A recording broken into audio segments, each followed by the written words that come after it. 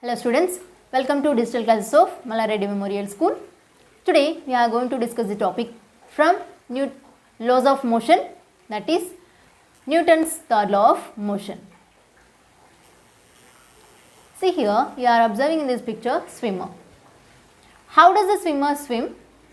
That is, how does the swimmer move forward in water? Well, we know for the swimmer to move forward, a force needed to be applied on the swimmer in forward direction.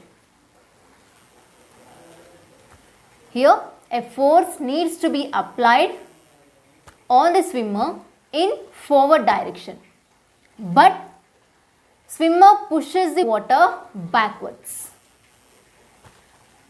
That is, the force means the swimmer exerts force on the water in the backward direction. So what pushes the swimmer forward? Who or what is exerting forward force on the swimmer? You would be surprised to know that it is a water which is pushing the swimmer forward. The water applies force in forward direction. The water applies force in forward direction, and because of this force, the swimmer is moving forward. Right? Here the water is applying the force in the forward direction, and because of this force, the swimmer is moving forward. So over here we saw the swimmer exerts a backward push. See here, the swimmer exerts backward push on the water, and the water exerts a forward push on the swimmer. That is, since the water exerts a forward push in response to the force exerted by the swimmer. Right? Here the water exerts a forward push in response to the backward push by the swimmer. So from this we can see that swimmer applies force in the backward direction and pushes the water backwards. Right? So he is applying the force in backward direction and pushes the water backwards. And water applies in the forward direction. Right? So water applies force in the forward direction and pushes the swimmer forward. So you can observe here, water applies force in the forward direction and pushes the swimmer forward, and swimmer applies the force in backward direction and pushes the water in backward. Right? So here from these two we can see that force exerted by the swimmer equals to action. Right? Force exerted by the swimmer on water equals to action, and force exerted by the water on swimmer equals to reaction. Right? So this is here action and reaction here. So for every action there is a reaction. Yes, for every action there is a reaction. Even when we hit a ball on the floor, it will come back. Do not believe? Take a ball and hit the ball on the floor with some force. what do you observe? You observe that the ball pushes backwards. And now again, in order to move the ball backwards, a force is needed to be on the ball in the backward direction. So, who exerting this force in the backward direction? Yes, that was floor, which is pushes the ball in backward direction. See here, when we are hitting the ball on the floor, the ball is pushes backwards, right? So we are hitting the ball on the floor. So the force exerted by the ball on the floor equals to action, right? And since the floor is response by the pushing the ball in backwards, so the force exerted by the floor on the ball is known as the reaction, right? So here the force exerted by the floor on the ball equals to reaction. We know for every action there is a reaction, and we find out that action and reaction are in opposite direction. How these two are in opposite direction? When the swimmer is pushing the water in backwards, the water pushing the swimmer in forward direction, right? So the swimmer applying the force on the water in the backward direction. So the water is applying the force on the swimmer in the forward direction. So these two are in opposite direction here.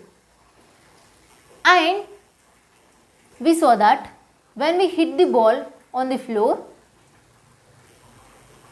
here the ball applies the force on the floor in forward direction, and the floor exerts a force on the ball in the backward direction, right? So here these two are in opposite direction. From these, is there any relationship between magnitudes of action and reaction? No. Let's see our previous experiment to find that out. Again, hit the ball on the floor. This time, hit it harder. What we will observe? When we are hitting the ball with some extra force, so here the force exerted by the ball on the floor is more. Here the force exerted, that means the backward force is also more on the ball, right? So here the applied force is more. So the ball is moved more backwards. So when the action force is greater, the reaction was greater, right? So when the action force is greater, the reaction force greater. Hence, the magnitudes of action and reactions are directly proportional to each other. Okay? So the magnitudes of action and reactions are directly proportional to each other. If action force increases, reaction force also increases. If the action force decreases, reaction force also decreases. So what is the exact relationship between magnitudes? Let us conduct another experiment. Now take two spring balances. What is spring balance? Spring balance is an instrument to measure the force by which it is being pulled. Attach one spring balance to the floor and keep one spring balance on the hands. Right? So here we have to pull this spring balance, and here we are attaching these two spring balances. Now see here, when we are pulling the spring balance A, the person who is there here, when he is pulling the spring balance A, what we will observe? So the force exerted on the spring balance B also. Right? Here the spring balance A pulls the spring balance B. Right? In this backward direction. And how can we measure the values on this spring balance?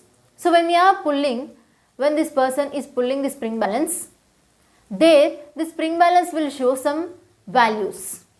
So how can we measure these values here?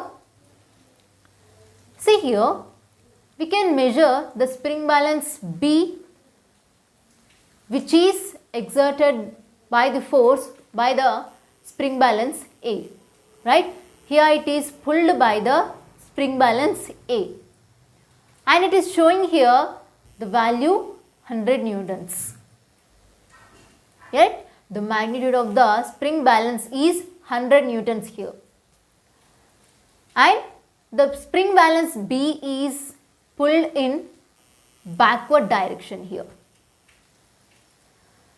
So here, when the spring balance A is pulling the spring balance B in forward direction, that we can say that action force. The force exerted by the spring balance A on the spring balance B is known as the action force. Right? And here, the spring balance B is also pulls the spring balance A in forward direction. So at that time, the spring balance A is also shows some readings. So you can observe here, the value is 100 newtons. So both the magnitudes are equal here. And the directions are opposite. The spring balance B is pulling the spring balance A in forward direction, and the spring balance A is pulling the spring balance B in backward direction. Yes, we are talked about action and reaction forces. We know the magnitudes of action and reaction forces are equal. That means directly proportional to each other. So here these two are equal. Both are in 100 newtons only. Right? So here we can say that action force exerted by A on B, that means 1 on 2. So we can say this is 1 and this is 2.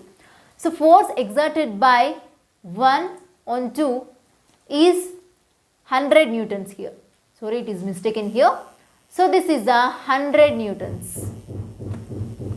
Right? And force exerted by here 2 on 1. Right? Here B on A.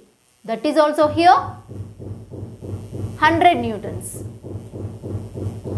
Right? This is the 100 newtons. This is the reaction force. So from this we can say that magnitude of action equals to magnitude of reaction. That means here the both magnitudes are equal. The action force of magnitude is 100 newtons and magnitude of reaction force is also 100 newtons. So we can say that magnitude of action equals to magnitude of reaction. Right? So from all these we can say that Newton's third law of motion, to every action there is an equal and opposite reaction. Yes, to every action there is equal and opposite reaction. There are few points to keep in mind. So those are very important. For every action there is equal reaction, right? The magnitude of action and reaction is equal because the action and is equal to the reaction, right? So here the swimmer pushes the water backwards and the water pushes the swimmer in the forward, right? So from this we can say that action and reaction are in opposite direction, right?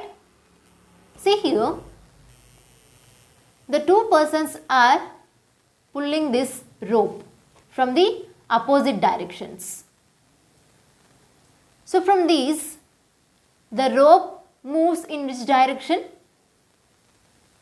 So we expect that the forces are applying by these two persons here equal. So what do we expect to happen here?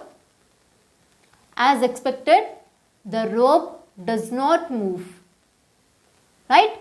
So the applied force by these two boys here equal. When we are assuming these two persons are applying the equal force, the rope does not move and the applied force by these two persons is cancel out,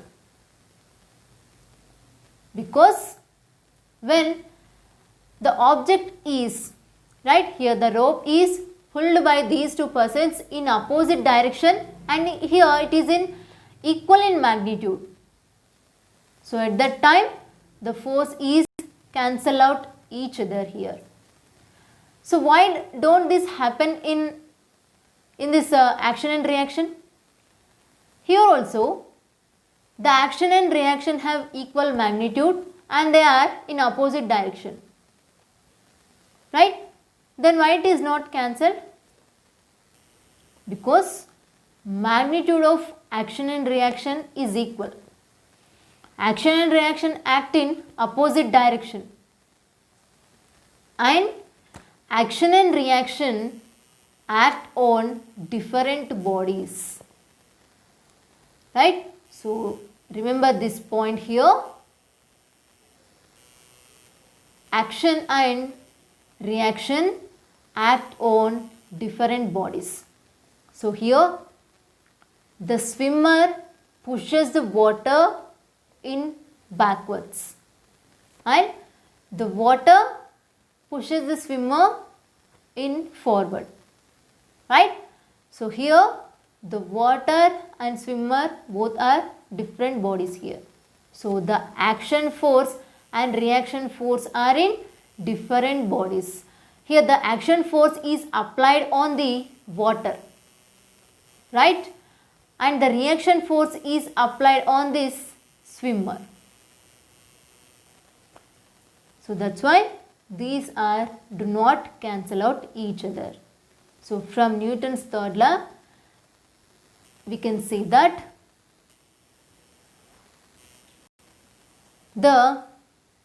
for every action there is equal and opposite reaction and action and reaction forces act on different bodies, right?